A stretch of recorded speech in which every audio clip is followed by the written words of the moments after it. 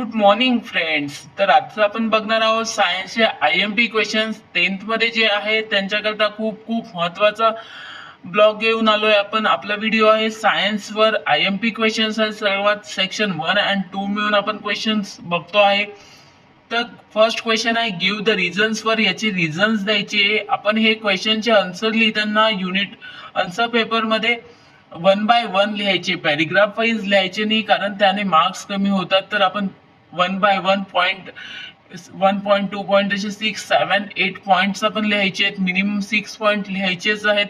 त्यावर आपले marks depend करतं. तर क्वेश्चन फर्स्ट आहे the third period contains only 8 elements even through the electron capacity of the third shell. Second question आहे the atomic radius goes on decreasing while going left to right in a period.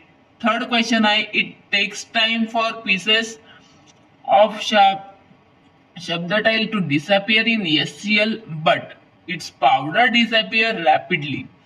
तर fourth question बघूया. In electric equipment producing heat example iron boiler, toaster, etc. and alloy such as nichrome is used, not pure metals. Question fifth आहे in a practice the unit kWh is used for the measurement of electrical energy rather than joule. Question sixth आहे the simple microscope is used for water repairs. Question seventh आहे one can sense color only bright light. आता question next question बघूया.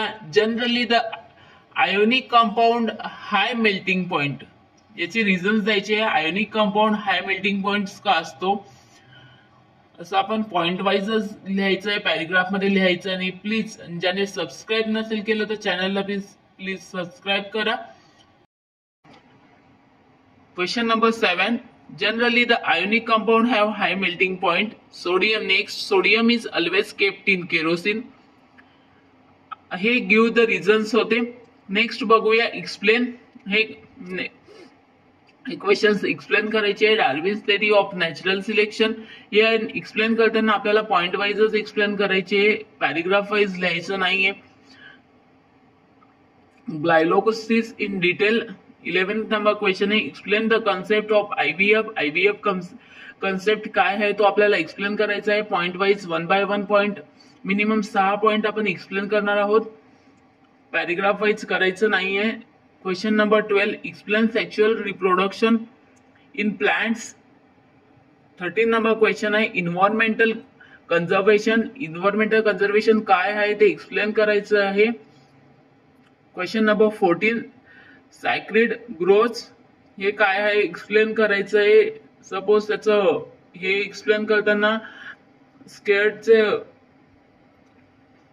ते काय आहे तर त्याचं definition, एक्सप्लेनेशन्स आणि ते असं का, त्याचे टाइप्स, हे सगळं आपल्याला 1 by 1 लिहायचं आहे. क्वेश्चन नंबर 15 बायोडायव्हर्सिटी आणि इट्स टाइप. बायोडायव्हर्सिटी काय आहे आणि त्याचे टाइप्स कोणते कोणते, इच अँड एव्हरी टाइप्स आपण लिहिणार आहोत point wise. Question number 16 which type of plants are cultivated to obtain the fuel. Question number 17 importance of medicinal plants. Question number 18 which fuels are obtained from biomass. Question number 19 short notes on mock drills. Short note on mock drills.